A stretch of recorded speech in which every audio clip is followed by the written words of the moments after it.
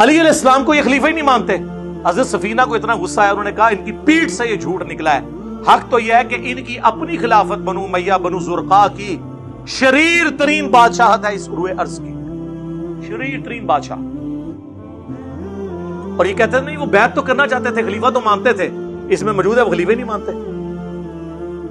اچھا اب لوگ کہتے ہیں یہ حضرت سفینہ چونکہ 74 ہجری میں فوت ہوئے ہیں, انہوں نے یزید کا زمانہ بھی پایا ہے, اس کے بعد بھی یہ 10 سال زندہ رہے ہیں, یہ یزید کو کہہ رہے تھے. چلو شکر ہے جی یزید تک آ گئے ہو, اسی تو ہم دسنا کیا کنو ہے انہوں نے. اس کا ایک طریق مسند ابی داؤد طیالسی میں ہے, جب وہ کہتا ہے نا کہ جی ابو بکر عمر عثمان و علی, تو وہ شاگرد پوچھتا ہے حضرت سفینہ سے کہ پھر حضرت معاویہ کیا ہیں اگر خلافت ختم ہو چکی ہے؟ تو انہوں نے کہا وہ اسلام کے پہلے بادشاہ ہیں, ملک ہیں, ہم انہیں خلیفہ نہیں مانتے. لوگ کہتے تھے خلیفہ راشد نہیں مانتے, سر ہم خلیفہ بھی نہیں مانتے. خلیفہ ایک متبرک ٹرم ہے ایک خاص چیز کے لیے, ویسے تو سارے انسان ہی خلیفہ ہیں اللہ کے, لیکن جو خلافت ہے نا جو لفظ, اس اعتبار سے وہ ملک ہے, خلیفہ نہیں ہے. ہاں ویسے تو امیر المومنین فی پاکستان عمران خان صاحب ہیں, وہ آپ کہتے رہے, لیکن اگر وہ والا خلیفہ بات کریں خلیفہ راشد, وہ نہیں. حضرت سفینہ کہتے ہیں وہ تو بادشاہ ہیں.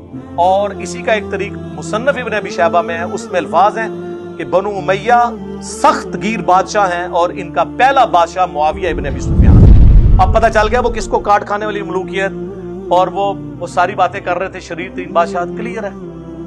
اب اس میں گھٹو بول سکتا ہوں بات کہاں سے, تو یہ کہتے ہیں جی حضرت ابو سفیان, بھئی ہم مسلمان سمجھتے ہیں, لیکن مسلم شریف کھولو, حضرت ابو سفیان کا چیپٹر کھول لو, ایک ہی روایت ہے اس کے اندر کہ حضرت ابو سفیان آ کے نبی اسلام کو کہتے ہیں فتح مکہ کے موقع پر, چونکہ اسلام قبول کر لیا, سورہ توبہ میں آیا تھا کہ 4 مہینے کا ٹائم ہے, یا اسلام قبول کرو یا جزیرہ نما عرب چھوڑ جاؤ ورنہ قتل کیے جاؤ گے, عذاب استیصال آئے گا.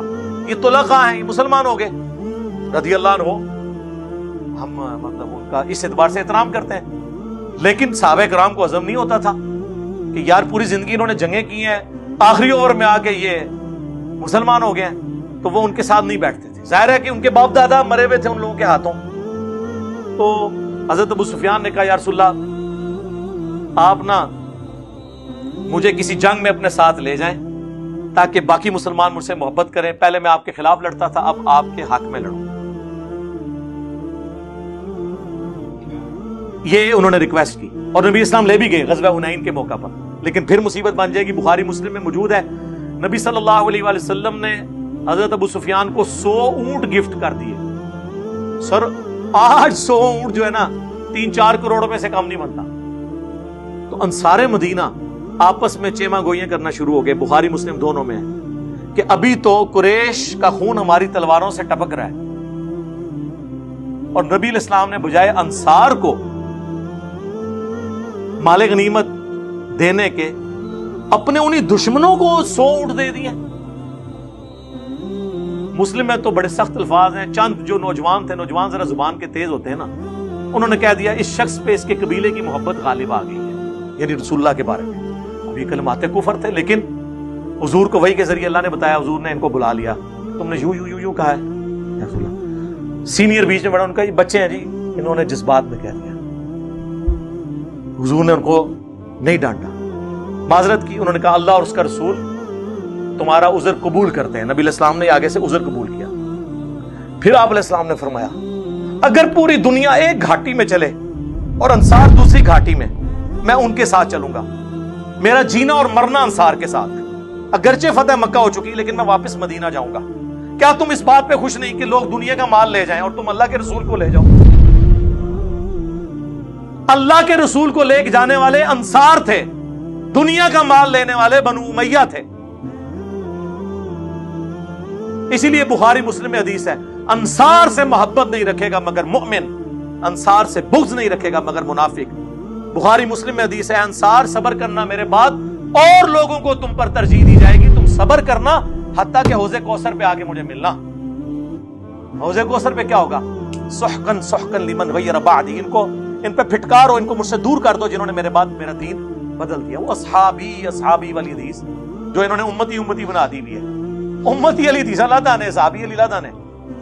وہ پھر ٹاپک اور طرف چل پڑے گا.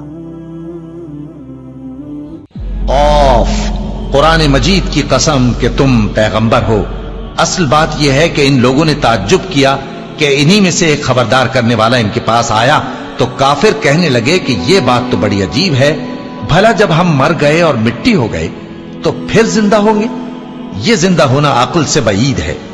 ان کے جسموں کو زمین جتنا کھا کھا کر کم کرتی جاتی ہے ہم کو معلوم ہے، اور ہمارے پاس تحریری یادداشت بھی ہے، بلکہ عجیب بات یہ ہے کہ جب ان کے پاس دین حق آ پہنچا تو انہوں نے اس کو جھوٹ سمجھا۔ سو یہ ایک الجھی ہوئی بات میں پڑے ہیں۔ کیا انہوں نے اپنے اوپر آسمان کی طرف نگاہ نہیں کی کہ ہم نے اس کو کیسے بنایا اور سجایا اور اس میں کوئی شگاف تک نہیں؟ اور زمین کو دیکھو، اسے ہم نے پھیلایا اور اس میں پہاڑ رکھ دیے اور اس میں ہر طرح کی خوشنما چیزیں اگائیں تاکہ رجوع لانے والے بندے ہدایت اور نصیحت حاصل کریں۔